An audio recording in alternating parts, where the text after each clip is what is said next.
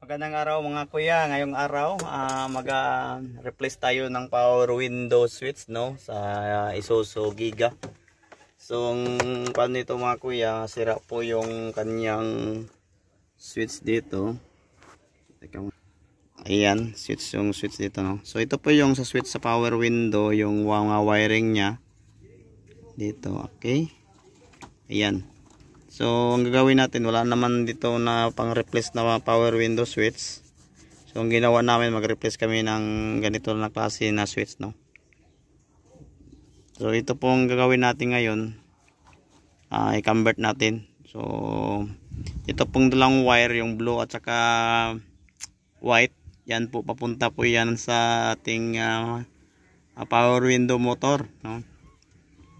So ito lang po ang pag-connection nito para mas madali tayo na intindihan. Yung green dito, yan po ang live. So dito tayo magbabase sa ating switch. Ayan. So spirit muna natin. Okay.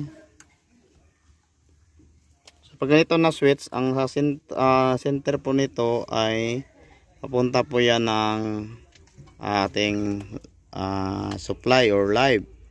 So yung sa tapat nito, yung dalawa yan, at saka sa kabila yung dalawa naka kasama ng ating switch. Yan. Ito po yung ilalagay natin sa ground, yung sa black, no, ground po yan, black. And then yung dalawa dito na A1, papunta po niya dito sa ating motor, no. Piliin lang natin kung saan tayo saan ang gusto, yung up and down dito sa dalawa. Kasi pag balik-balik mo yan, simple lang yan. Ang importante dito yung live at saka yung ground, yung tapat ng live ground po yan, no. So yung tatlo sa gitna, di ba, tatlo, except muna itong dalawa, yan, except muna natin yung dalawa. So yung tatlo yan ang naka iwan. So yung sa gitna, yan po ang pupunta natin sa ating live.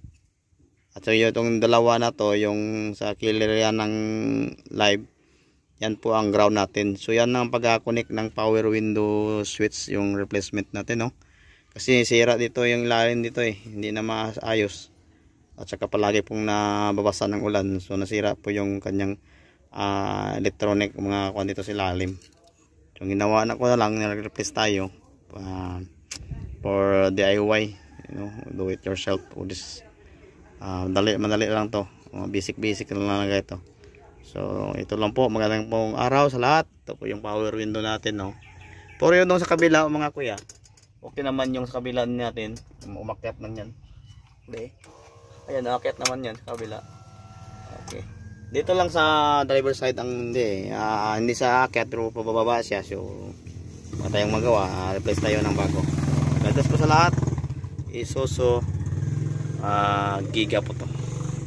Try natin mga kuya, ito lang, mikos lang to kuya, yan, umakyat na. Dandahan lang sa kuya umakyat. Ayan, okay. Baba natin mga kuya. Ayan. So yan lang po. Maraming salamat.